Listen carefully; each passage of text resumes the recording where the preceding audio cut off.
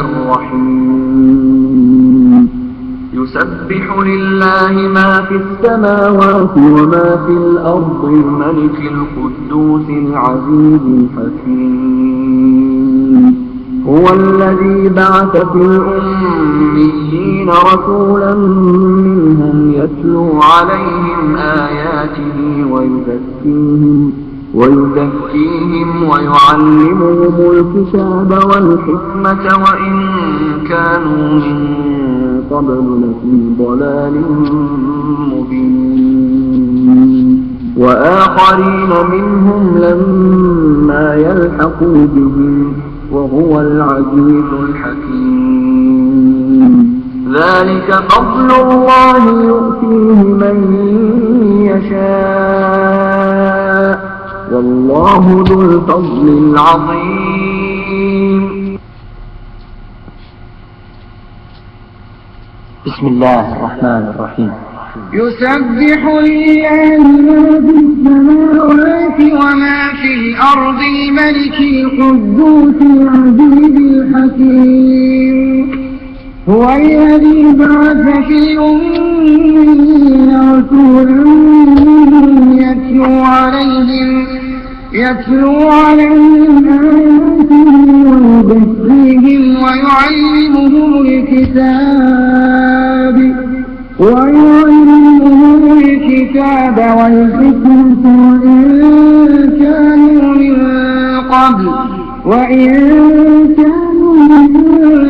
قبل لفي ضلال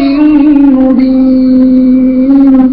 وآخرين منهم لما يلحقوا بهم وهو العزيز الحكيم ذلك فضل الله يؤتيه من يشاء والله ذو الفضل العظيم. بسم الله الرحمن الرحيم يسبح لله ما في السماوات وما في الأرض الملك القدوس العزيز الحكيم هو الذي بعث في الأميين رسولا منهم يتلو عليهم آياته ويزكيهم ويعلمهم الكتاب والحكمة وإن كانوا من قبل لفي ضلال مبين وآخرين منهم يلحقوا بهم وهو العزيز الحكيم ذلك فضل الله يؤتيه من يشاء والله ذو الفضل العظيم. بڑی نعمتیں اللہ نے انسانوں کو دی ہیں مگر نبی کی ولادت سے بڑی نعمت عالم انسانیت کے لیے کوئی نہیں کیونکہ نبی کی ولادت کے باعث انسانیت کو ہدایت ملتی ہے رہنمائی ملتی ہے اندھیروں سے نکال کے روشنی کی طرف لائے جاتے ہیں یخرجہم من الظلمات الی النور اللہ ہم کلام ہوتا ہے اپنا کلام اتارتا ہے اللہ اپنا امر اتارتا ہے اور نبی کی ذات بندے اور اللہ کے درمیان رابطہ و واسطہ بنتی ہے بندے اللہ سے کٹے ہوئے ہوتے ہیں اللہ نہیں کٹا ہوا ہوتا وہ تو نحن اقرب الیہ من حبل الورید ہے وہ تو بندوں کو پتہ ہو یا نہ ہو ہر صورت وہ شہرت کے قریب ہے مگر سوال ہے کہ اس کے قریب ہونے کا شعور کون دے گا اس قرب کی جو لذتیں اور حلاوتیں ہیں اس قرب کی جو برکتیں ہیں اس قرب کی جو معرفت ہے اس قرب کا جو ادراک ہے اور اس قرب کے فہم تک جو رسائی ہے وہ کون دے گا وہ اللہ تعالیٰ یہ رسائی یہ معرفت اور یہ سوجھ بوجھ اپنے نبی کے ذریعے عطا کرتا ہے وہ رب ہے بندے کو خالق ضرور ہے مگر اپنے عام بندوں سے ہم کلام نہیں ہوتا اللہ کبھی اپنے بندے سے کلام نہیں کرتا عام بندوں سے کلام نہیں کرتا فرمایا ما کان لبشر ان یکلمہ اللہ کسی بشر کی یہ شان مجال اور طاقت اور صلاحیت ہی نہیں ہے کہ اللہ اس سے ہم کلام ہو آپ اس آیت کے پر غور کیجئے اسلوب بیان کیا ہے ورنہ جس طرح مضمون شروع کیا اسی سمت چلنا چاہیے تھا بیان بات شروع کی کہ کسی بشر کسی انسان کی یہ مجال نہیں، بات کس طرح شروع کی؟ تو سیاق کلام یہ تقاضا کرتا ہے کہ اگر بات یوں کی جائے کہ کسی انسان کی یہ مجال نہیں، تو آگے کہنا چاہیے کہ وہ اللہ سے کلام کر سکے۔ کسی انسان کی یہ طاقت اور مجال نہیں کہ وہ اللہ سے کلام کر سکے، مگر ابتدا یوں کی کہ کسی انسان اور بشر کی یہ مجال نہیں، اور اگلا حصہ کس چیز کی مجال نہیں، وہاں انداز کلام تبدیل کر دیا۔ مجال بندے کی نہیں، کس چیز کی؟ فرمایا ان یکلمہ اللہ، کہ اللہ اس سے کلام کرے۔ یعنی کسی بندے کی یہ شان اور استعداد ہی نہیں کہ اللہ اس سے کلام کرے۔ الا وحیا، اب الا مگر کے بعد 3 صورتیں بیان ہوئی ہیں، اور وہ تینوں صورتیں نبوت اور رسالت کی۔ تو اعلان کر دیا گیا کہ اللہ تعالی خالق تو سارے بندوں کا اور ساری کائنات کا اور ساری مخلوقات کا ہے، مگر وہ براہ راست اپنی مخلوق سے اور اشرف المخلوقات اپنے پیدا کیے ہوئے انسان سے بھی کلام نہیں کرتا، کلام نہیں کرتا، کیونکہ بندے کو یہ استعداد حاصل نہیں ہے کہ اللہ اس سے کلام کرے۔ تو باری تعالیٰ جب تیرے بندے ہیں اور تو ان تک اپنا کلام پہنچانا چاہتا ہے، ان سے اپنی بات پہنچانا چاہتا ہے، اپنا امر انہیں پہنچانا چاہتا ہے، اپنی رہنمائی انہیں دینا چاہتا ہے، اپنا حکم دینا چاہتا ہے، انہیں اپنی بندگی کے آداب سکھانا چاہتا ہے، جب یہ ارادہ فرماتا ہے سلام و حالہ ان سے کمیونیکیٹ کرنے کی ضرورت ہوتی ہے۔ ان سے کمیونیکیٹ کیسے کرتا ہے؟ اللہ تعالیٰ نے فرمایا دیر از نو ڈائریکٹ کمیونیکیشن، میری کوئی ڈائریکٹ کمیونیکیشن اپنے بندوں سے نہیں ہے۔ اس گورکھ گندے کو نکال دو ذہن سے، اس فتنے کو نکال دو۔ اللہ نے فرمایا میں کوئی ڈائریکٹ کمیونیکیشن اپنے بندے سے نہیں کرتا۔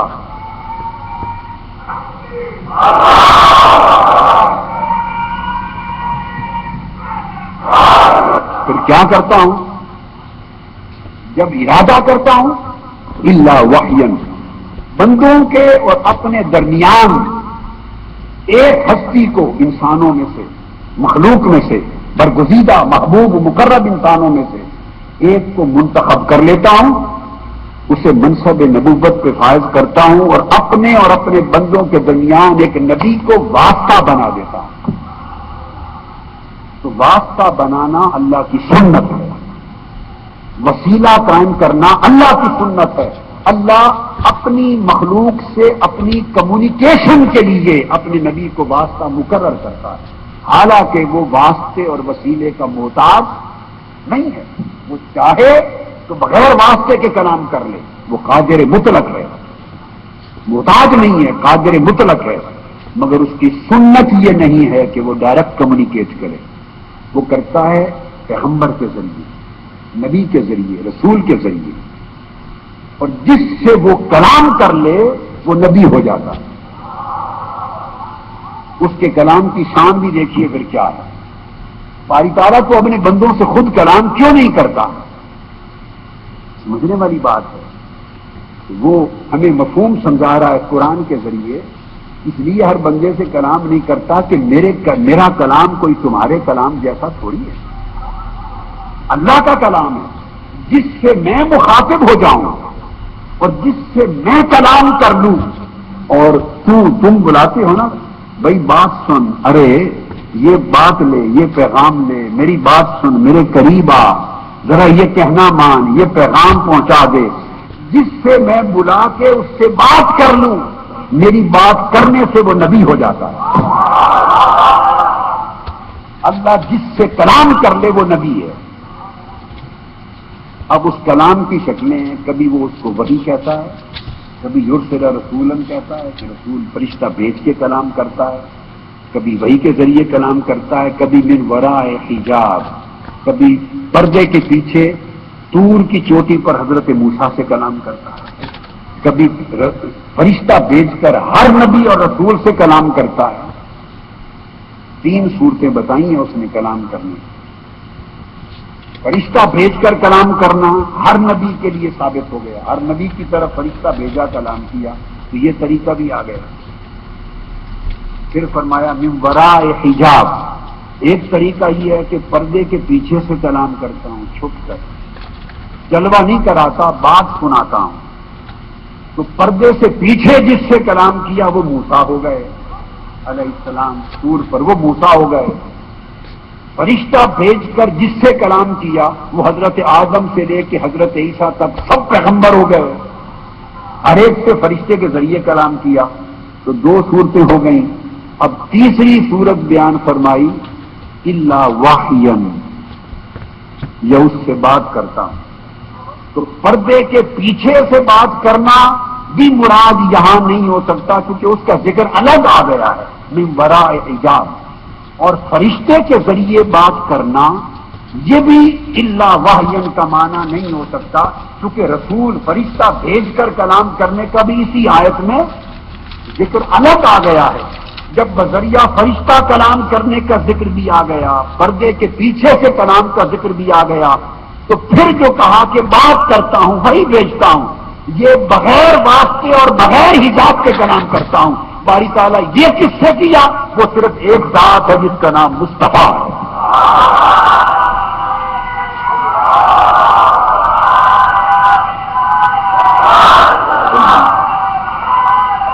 میں یہ عرض کر رہا تھا،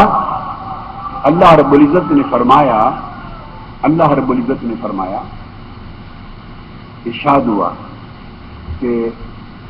میں عام بندوں سے کلام نہیں کرتا اور نبی سے کرتا ہوں۔ آدم علیہ السلام پہلے نبی ہوئے، اور ان کی نبوت، کیونکہ ان کو وہ اللہ کے کلام کے متحمل ہوتا ہے نبی، اللہ کی ہدایت اس کو آتی ہے، کلام آتا ہے، اللہ کا امر آتا ہے، اس کو نہیں آتا ہے، پیغام آتا ہے، کتاب آتی ہے۔ اللہ جو کچھ مخلوق تک پہنچانا چاہتا ہے وہ اپنے نبی کو دیتا ہے، اور نبی کو حکم ہوتا ہے کہ وہ زبان نبوت اور زبان رسالت کے ذریعے آگے ابلاغ کر دے، امت کو پہنچا دے۔ تو گویا نبی اور رسول ایک انڈسپینسیبل واسطہ ہوتا ہے خالق و مخلوق کے درمیان۔ یہی نقطہ سیدنا امام جعفر الصادق نے بیان کیا، جس کو قاضی ایاز نے الشفا میں لکھا، یہی نقطہ بیان کیا۔ اور یہ عقیدہ آج کا نہیں، یہی عقیدہ حضور علیہ الصلوۃ والسلام کا اور صحابہ کرام کا سمجھایا ہوا عقیدہ۔ میں عرض کر رہا تھا، اس وجہ سے نبی کی پیدائش دنیا میں اللہ کی نعمتوں میں سے سب سے بڑی نعمت ہے کہ نبی کے واسطے سے بندوں کو اللہ ملتا ہے، نبی کے واسطے سے بندوں کو اللہ ملتا ہے، اس کی معرفت ملتی ہے، اس تک رسائی ہوتی ہے۔ ذلك فضل الله يؤتيه من يشاء والله ذو الفضل العظيم ذلك فضل الله يؤتيه من يشاء والله ذو الفضل العظيم ذلك فضل الله يؤتيه من يشاء والله ذو الفضل العظيم بسم الله الرحمن الرحيم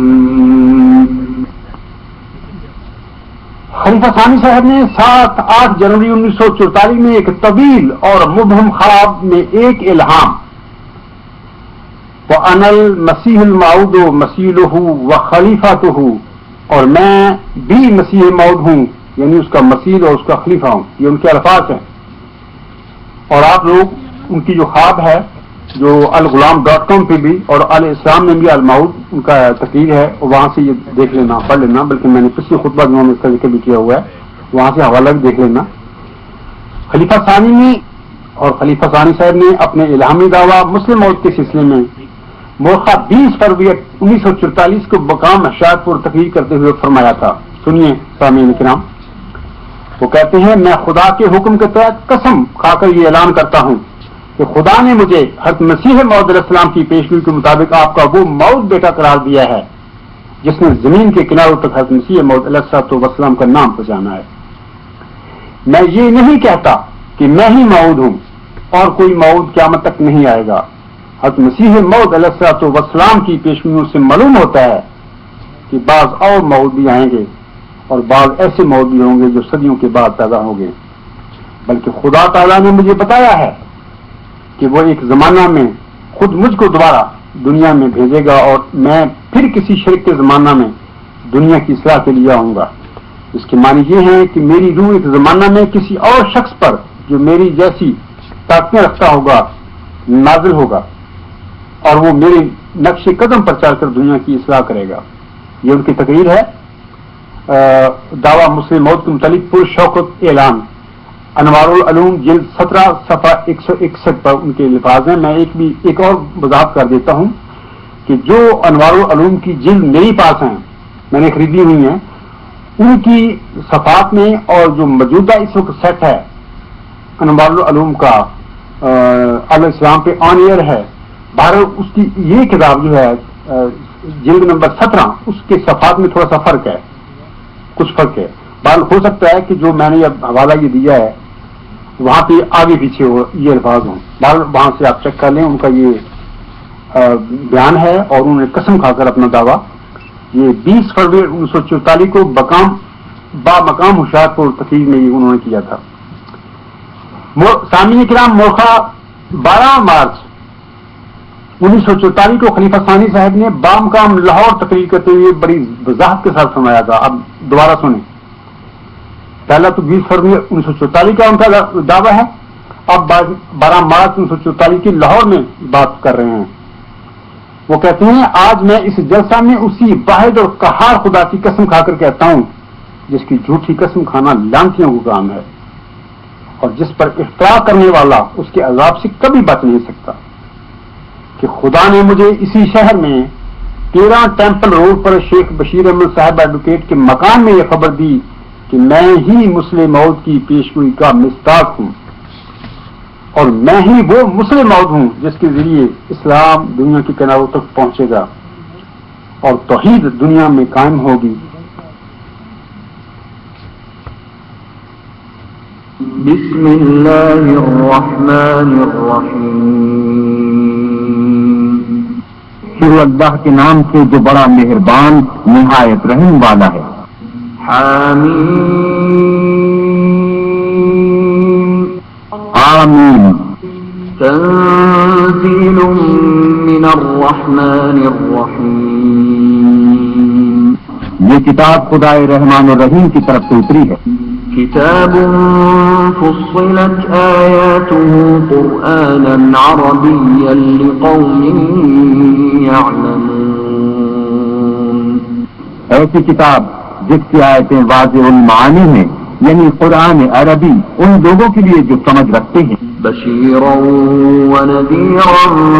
فأعرض أكثرهم فهم لا يسمعون، جو بشارت بھی سناتا ہے اور خوف بھی دلاتا ہے، لیکن ان میں سے اکثروں نے منہ پھیر لیا اور وہ سنتے ہی نہیں۔ وقالوا قلوبنا في أكنة مما تدعونا إليه وفي آذاننا وقر ومن بيننا وبينك حجاب فاعمل إننا عاملون، اور کہنے لگے کہ جس چیز کی طرف تم ہمیں بلاتے ہو اس سے ہمارے دل پردوں میں ہیں اور ہمارے کانوں میں بوجھ یعنی بہرا پن ہے اور ہمارے اور تمہارے درمیان پردہ ہے، تو تم اپنا کام کرو ہم اپنا کام کرتے۔ قل انما انا بشر مثلكم يوحى الي انما الهكم اله واحد فاستقيموا اليه واستغفروه وويل للمشركين۔ کہہ دو کہ میں بھی آدمی ہوں جیسے تم، ہاں مجھ پر یہ وحی آتی ہے کہ تمہارا معبود خدا واحد ہے، تو سیدھے اسی کی طرف متوجہ رہو اور اسی سے مغفرت مانگو اور مشرکوں پر افسوس۔ الذين لا يؤتون الزكاة وهم بالآخرة هم كافرون، جو زکات نہیں دیتے اور آخرت کے بھی قائل نہیں۔ إن الذين آمنوا وعملوا الصالحات لهم أجر غير ممنون، جو لوگ ایمان لائے اور عمل نیک کرتے رہے ان کے لیے ایسا ثواب ہے جو ختم ہی نہ ہو۔